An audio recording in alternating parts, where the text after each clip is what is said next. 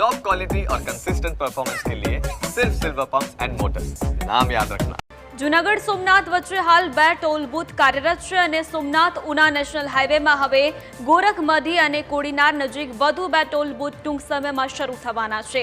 ત્યારે ઉનાથી જૂનાગઢ વચ્ચે આવતા વ્યવસાયિક અને પ્રવાસીઓ વાહન ચાલકો વારંવાર રોષ વ્યક્ત કરી રહ્યા છે અને હાઈવે ઓથોરિટી લોકોને લૂંટવા બેઠી હોય તેવા આક્ષેપો સ્થાનિકો કરી રહ્યા છે, કેમ કે હાઈવે ઓથોરિટીના નિયમ પ્રમાણે 60 કિલોમીટરના અંતરે એક જ ટોલ બૂથ હોવું જોઈએ, પરંતુ આ નિયમ ઉના જૂનાગઢ રાષ્ટ્રીય ધોરીમાર્ગ પર જળવાતો નથી, જેના કારણે પ્રવાસીઓ અને સ્થાનિક લોકોમાં હવે રોષ પણ ઊભો થયો જોવા મળી રહ્યો છે।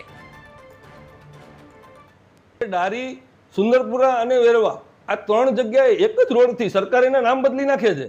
અરે ભાઈ, મારું નામ કૌશિક છે, ઉર્ફે હું કેસી કરી નાખું એટલે હું થોડો બદલી જવાનો છું? હું તો એ નહીં જ રહેવાનો છે। એવી જ રીતે જુનાગઢથી લઈને જે ભાવનગર સુધીનો જે હાઈવે છે એ તો એ જ રહેવાનો છે, પણ સરકાર એને નામ એવી રીતે ફેરવી નાખે છે કે પ્રજા પાસેથી વધુમાં વધુ કેમ પ્રજાને હેરાન કરી શકાય, પ્રજા પાસેથી વધુમાં વધુ કેમ લૂંટી શકાય। 63 કિલોમીટરના એરિયામાં 3 ટોલ નાકા ન હોવા જોઈએ અને આપણે નીતિનભાઈ ગડકરીનો એ નિયમ છે કે 60 કિલોમીટરના એરિયામાં એક ટોલ ટેક્સ આવવો જોઈએ, તો હું તો ઓલરેડી 3 ટોલ ટેક્સ ભરીને 2 તો ભર્યા છે અને ત્રીજો રસ્તામાં આવવાનો છે, તો આ યોગ્ય નથી। એટલે મીડિયાના માધ્યમથી હું સરકારને કહેવા માગું કે તમે આવા નિયમ કરો તો આવું કેમ એમ આપણે ગીર સોમનાથમાં આપણે ટુરિસ્ટને સોમનાથ આવવું હોય તો ટોલ ટેક્સ ભરે કે ગાડીના મેન્ટેનન્સ પૂરા કરે, કારણ કે આ યોગ્ય નથી મારા હિસાબ પ્રમાણે। એટલે મીડિયાના માધ્યમથી કહેવા માગું છું કે તમે આમાં જોવો અને વિચારો। અહીંથી જુનાગઢ જવું તો 3 ભરવા પડે, ડારી, સુંદરપરા ને ગાદોઈ।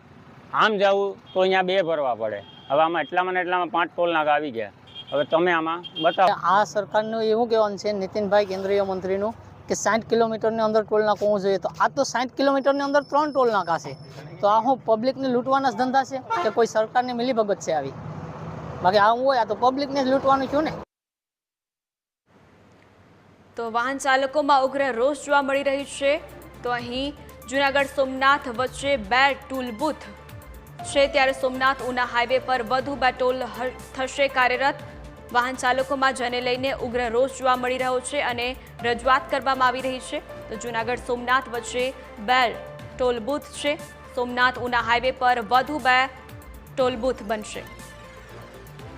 તો વાહન ચાલકોમાં સમગ્ર મામલે રોષ જોવા મળી રહ્યો છે, તેમની ઉગ્ર રજૂઆત છે અને 2 ટોલ ટેક્સ હજુ પણ કાર્યરત થશે। વાહન ચાલકોમાં જેને લઈને રોષ જોવા મળી રહ્યો છે। ગીર સોમનાથમાં જૂનાગઢ સોમનાથ વચ્ચે 2 ટોલ બૂથ આવેલા છે, જેને લઈને એક ટોલ બૂથ કરવાની માંગ કરવામાં આવી રહી છે, કારણ કે તેમની પાસેથી વધુ ટેક્સ વસૂલવામાં આવે છે તેવું તેઓની રજૂઆત છે।